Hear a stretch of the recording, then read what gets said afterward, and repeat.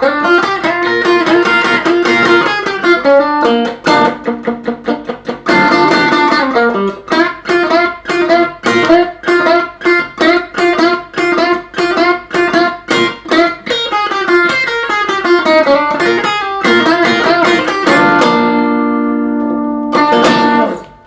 it's Michael here. So I'm going to show you this very cool, very fun, very famous Chuck Berry intro from the song Johnny Be Good.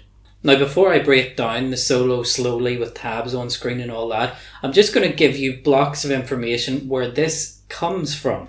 Okay, so what's happening in this song to create this good time rock and roll, happy blues sound?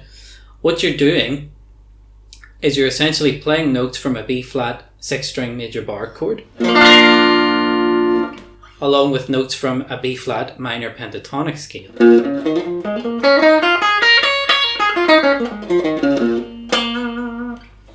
Okay, so that's mainly what's happening in the song, but to give it this happy vibe, what happens is you also use notes from the B flat major pentatonic.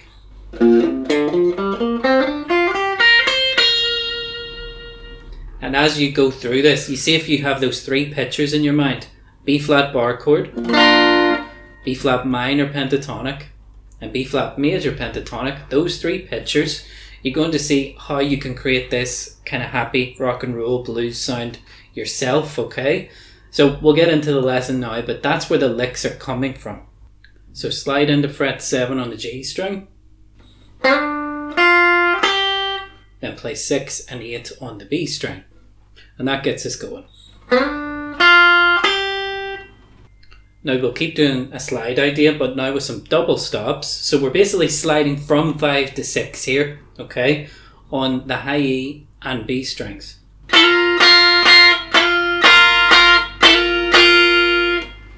Now think of your double stops here as 3 groups of 3.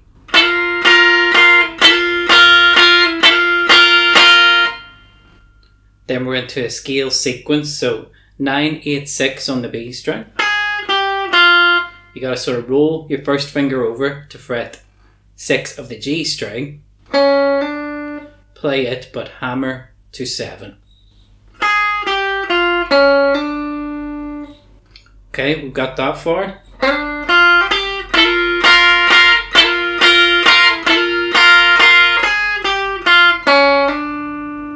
Now after this, we're really sort of playing around with bits and pieces of that B flat major bar chord, but really just on the middle 4 strings.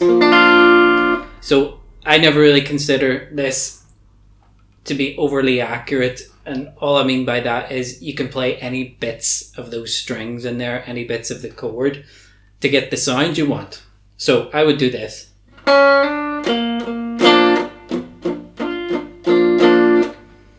Okay, so you're going to do your little hammer on the G string. Now then basically grab the rest of the chord. So we need 8 on the D and A string. The middle finger can just stay put on fret 7 of the G string. First finger can then go to fret 6 on the B string. Okay, and I'm just trying to form the chord, and then basically I'm trying to play the 2 middle strings there, okay? And I'm doing a little bit of palm muting just with downstrokes here, building it up, okay?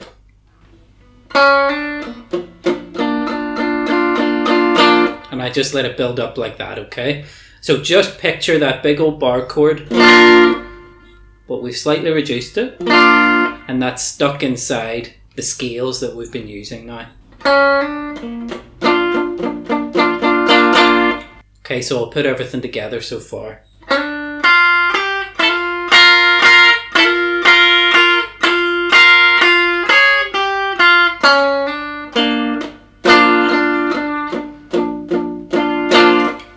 Okay, into the next part. Okay, so you're building up the B flat, and then the next double stop parts really are you're holding 7 on the G, 6 on the B. So give that little double stop 2 strums.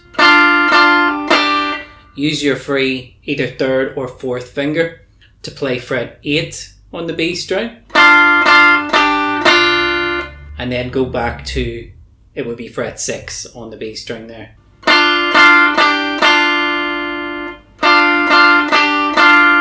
Then do a quick slide with that middle finger on the G string from 7 to 5. Then just use your free first finger for 3 in that string. Then go over and grab 5 on the D string.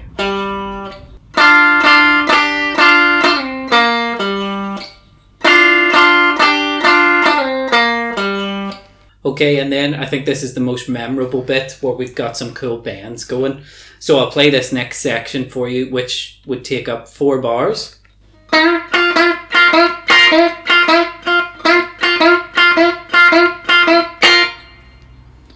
Okay, very Chuck Berry-ish. So you're going to try and do a full step bend on fret 8 of the G string with your free third finger here. So you bend it up a full step and then you've got to try and put a rest note in. And then grab fret 6 on the B string. And we're just going to be repeating this lick really.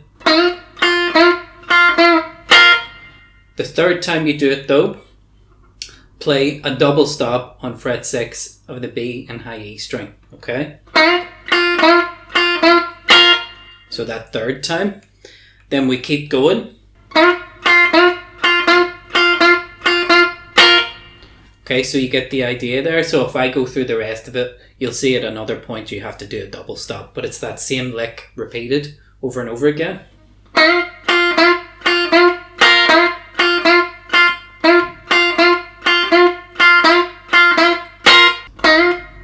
Okay, so I'm going to play through everything up to the end of what we'll call the bend and double stop section, okay?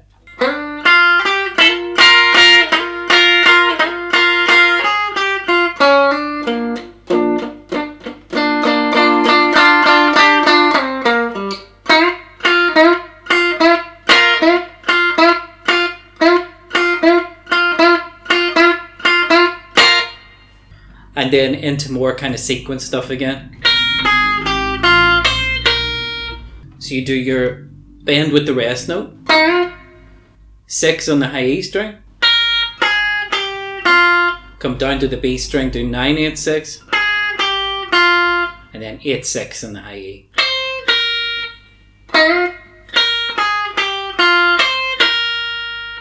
Okay, we got that so far. Then I'll complete this next bar for you.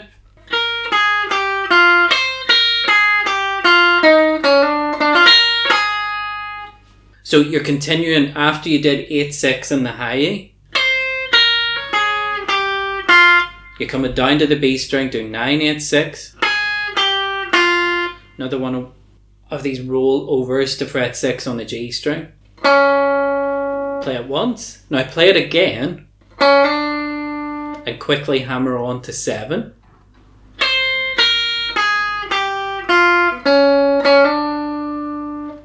And we'll just call this a rake here.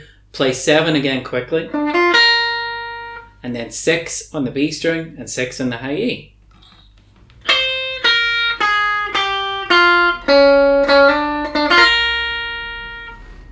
Now, because I'm a metal guy, I kind of sweep that, okay? Where I separate the note. But I mean, for this kind of style, you can even let that sort of ring out as a double stop, okay?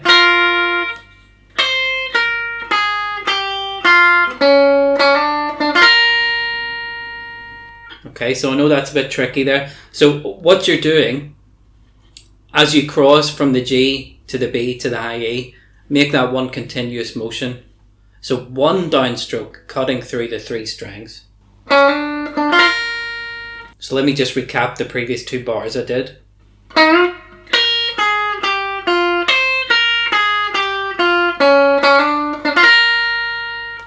Okay, next part, fret 9 in the B. Slide to 8. Grab the double stop we keep going back to, 6 on the B and high E. One of these full step bends on fret 8 of the G. Double stop. Bend. Double stop. So let me just do that.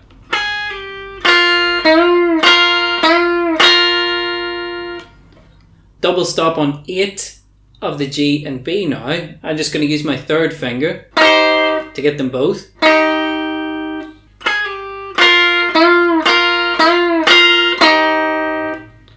And then one more thing really. So a double stop at fret 6 of the G and B this time. And hammer to fret 7 on the G.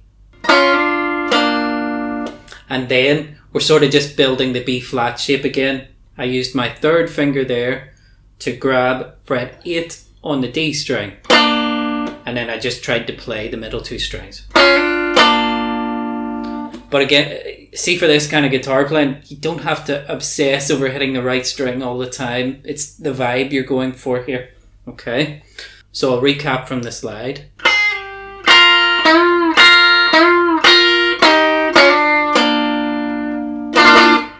Okay, and then I'm going to recap basically the last 4 bars of this lead part.